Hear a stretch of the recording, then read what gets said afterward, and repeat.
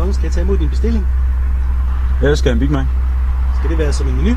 Nej, jeg skal bare have en Big Mac burger. Skal det være en stor menu? Nej. Jeg skal bare have en burger. Hvad skal du have drik til? Hallo, hører du efter, hvad jeg siger? Jeg skal bare have en burger. Og det skal være en Big Mac. Jeg kan ikke friste med 2 Hanomag. Nej, for fanden, så hører du efter. Jeg skal bare have den Big Mac.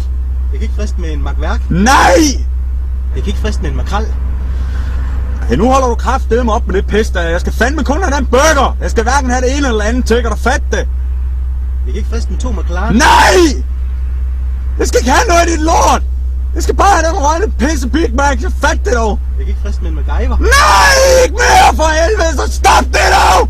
Jeg skal bare have en burger! Jeg kan vel ikke friste med en McLeod.